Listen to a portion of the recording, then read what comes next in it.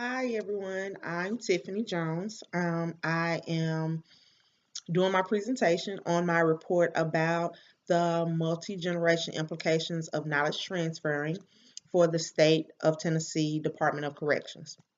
So, when I first got this research, I was like, oh my God, I don't know exactly what to talk about when it comes to the sticking points.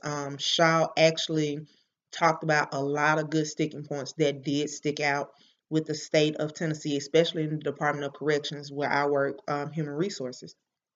So it was kind of interesting to think about, what sticking point that I really would want to do or, pretty much talk about and how it affects the four generations, such as millennials, traditionalists, Generation X, and baby boomers. So I said, it caught me off guard when he said something about onboarding. And my onboarding experience wasn't a good onboarding experience. I don't know how a lot of people feel about their onboarding experience. But when I think of onboarding, I'm thinking about, okay, they're going to teach you about your payroll. They're going to teach you about the different software you use with the state. We have a system called Edison where you have to log in, you have to do leave requests, you have to do overtime requests. So it is a lot. Um, and I can see how it could cause confusion between the four generations with millennials being so technology based.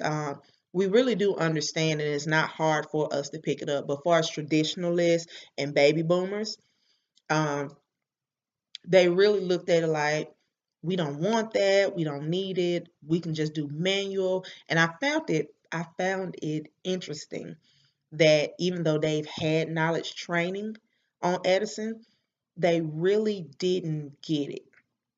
So that's what made me intrigued about, knowledge transferring, better training and development, better leadership, and things of such. So I'm gonna break down my paper. Bear with me. But the introduction is just pretty much I'm telling you guys about how knowledge transfer actually is really important, especially when you're working for the state or a big corporation. Anywhere with knowledge transferring is important because you have to look at it. Um, we're coming into a world where millennials and baby boomers are actually being leaders now. It's coming to the point where Generation X and traditionalists are either coming up to retirement or about to move, or already in retirement or thinking of retirement. And they really didn't have knowledge that helped them. They just went by the seat of their pants. Pretty much that's how it went. So with traditionalists, they don't want to feel left out, but at the same time, they don't want to learn the technology. I mean, you can have an iPhone. My mom has an Android. She's I guess, a baby boomer. But um, traditionalists, they just want a smartphone just to say, oh, I have one. Or, they look at it for personal purposes, like I can see my kids or I can see my grandkids. Um, but when it comes to knowledge transferring, I can truthfully be honest. I have to talk to my mom all the time about how to transfer knowledge when it comes to her smartphone and things like that. But when it comes to knowledge transferring, my research pretty much explains how each generation handles transfer knowledge. And so, knowledge transferring. So, as I go through, you're going to hear about the different interviews that I've talked about, the different resources that I've used. So, it may be about 12 minutes. I'm at 4 minutes now, so I got to move it on. But the background of TDOC, it was established in 1923. You know, with Tennessee, so much has happened, so much has transpired, and the research for the topic of knowledge transfer was chosen because I realized that transfer of knowledge was not viewed as a strong matter um, when it came to knowledge transferring and things like that. Because even as a millennial, I want to do my best in my career, but without the knowledge I need, you know, they'll view me as not taking my job seriously. And I think no one really wants to be viewed that way.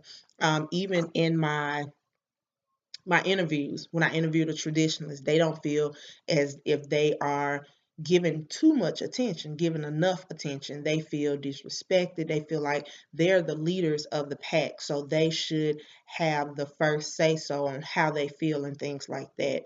When it came to when it came to baby boomers, they just wanted to live by the seat of their pants. It's pretty much you sink or swim type attitude.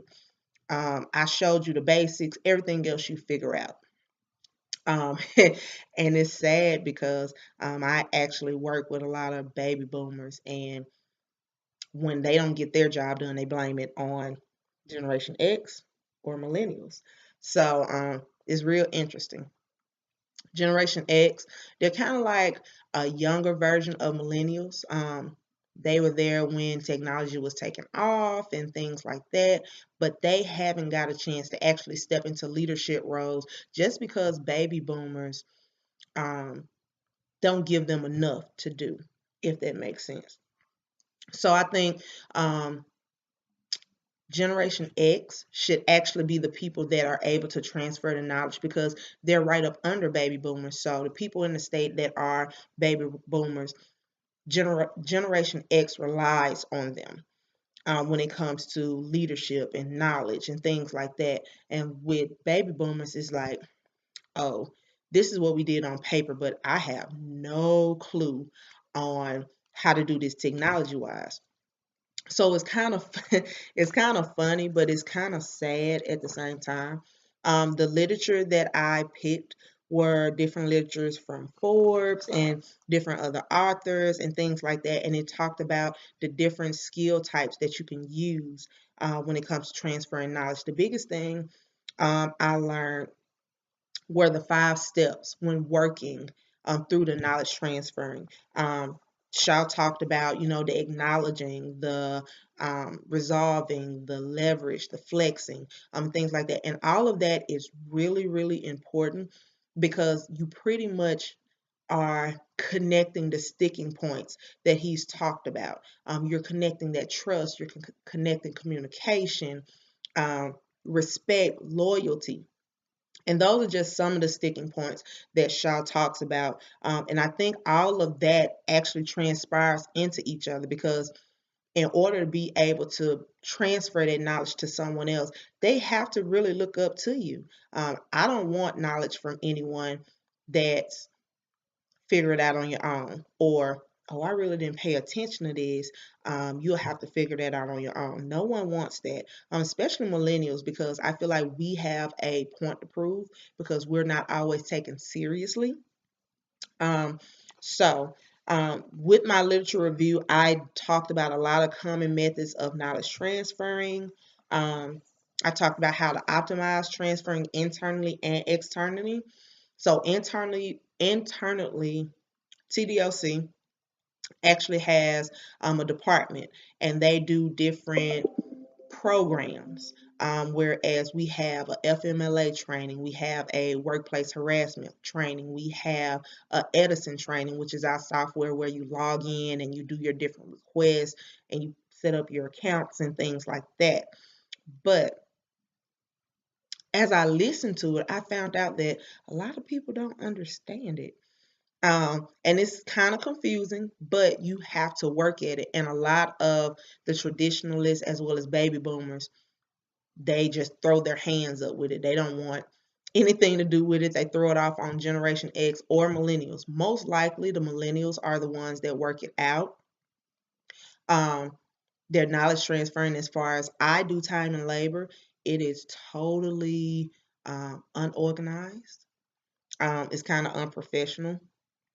I'm pretty sure we all work in a place where you see some type of unorganization or unprofessionalism, but you just have to work with it and do what works with you. Um, the knowledge transferring is just a term that's used to encompass a very broad range of activities to support mutual beneficial collaborations between universities, businesses, and public sectors, which I work for a public sector. So pretty much when working for the state, especially with correction, you want to know the background. You want to know how to work Edison. You want to know how to be able to do trainings and things like that, and also recruiting, because that's a way that you can internally and externally do knowledge transferring, through networking, through training and development, through leadership classes. Um, TDOC has a lot of different um, networking, um, but also academies that build your leadership and things like that. So those are good, but you have to be there at least 6 months to a year, which I haven't quite made it yet, but I'm working on it. Um, Pretty much, my paper goes through everything about how to do better knowledge transferring, effective knowledge transferring, willingness and ability to apply. Um, I found in the interviews that a lot of my traditionalists and baby boomers, they don't care to learn about to the willingness. They don't want the willingness to apply it, to Edison or to the different policies that have changed, or if they have to have 16 credit hours, they're just not for it. They rather for, hey, just let me come in, do my thing, and go home. I'm almost here for retirement, and that's that. Where the interviews with millennials, it's pretty much like we're not taken seriously. Um, we're quicker on our feet. So things that normally traditionalists take all day, and I'm a witness to this, traditionalists or baby boomers take all day to do, it maybe takes us maybe about an hour and a half, 2 hours, depending on the situation, depending on how many accounts we have to deal with. I know when we do payable time, they're almost till 12 o'clock getting theirs done, and I'm done about 10:30. Um, and it doesn't mean that I'm better than them. It's just that I've listened, I've taken notes, I've watched videos, whereas they may be going through papers, or they just don't want to be used to the new technology or the way knowledge is now being transferred, which is funny, because I think it's only 3 millennials that work in my department. Most of them are traditionalists, baby boomers, and Generation X. Um, so it's funny, but it's real interesting because even though they're so hard on millennials, I still learn a lot from them. Even if it's not asking, it's just watching them. And I think that's a way of knowledge transferring too. I don't like the fact that we have to ask, um, what does this do? What does this do? What does this stand for? How can I make this better? Um, like I said, baby boomers pretty much just say, hey, get this done. I really don't care.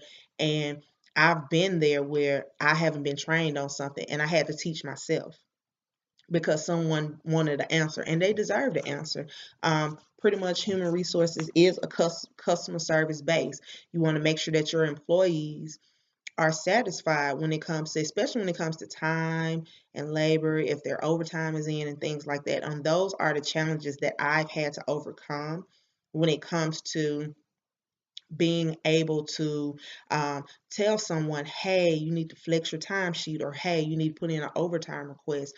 I think I maybe got like a week of training, and then I was pushed off to do it all on my own. Now, remind you, I do time and labor for central office, and community supervision. So that's roughly around 5,500 people. So it's a lot. Um, and like I said, the first day I came in, I did the basics. I took a picture, I filled out payroll information, and then I got like a free brush through of Edison, only to come back a week later, do another quick brush through, and then get set on my own. I've been with TDOC for um, about 3 months. So I've made some changes when it comes to Edison, how they can not only put their time in the computer, but they can also put their time in, um, through their phone. And that's the cool thing about it. I'm actually learning to do training and development on how people can actually log in and put their time in through the phone and submit their time through the phone and things like that. But I found it interesting. Um, and I did have to go through a 5 point action plan, which was very helpful with Shaw. Um, but I don't think TDOC is at a 5 point plan. And I think that was the biggest part of my paper that I struggled with, because me thinking of a 5 point plan when my organization doesn't even have a 5 point plan, or they haven't even thought about a 5 point plan, was really the big thing about it. Um, but the first thing they have to do, they have to acknowledge that there is an issue. Um, and they need to get all the generations together to be able to talk about the different things that is bothering them when it comes to knowledge transferring. Um, Everyone in the HR department has a way of doing things that makes them comfortable, but at the same time, they do things under policy and procedure, um, if that makes sense. Um, I just think that knowledge transferring could be better with TDOC. I think the department does a great job, but they don't break down the generations. They don't find out what generation is lacking what and how they can help generations. They are pretty much like ABC, this is what we're doing, this is what you need to get. If you don't get it, then it's tough for you. And it's quite sad. I would think when you think of working for the state, you think of prestige and proud and pride and things like that. And then you get in there and it's like, it's lost. Like you're lost. You're really lost. And the millennial that I interviewed, he said it perfectly when he said it's a sink or swim environment. So they'll give you enough to stay afloat, but if you're not hungry enough to learn the knowledge or research the knowledge, you're gonna sink. And I think that's a very sad way of looking at it.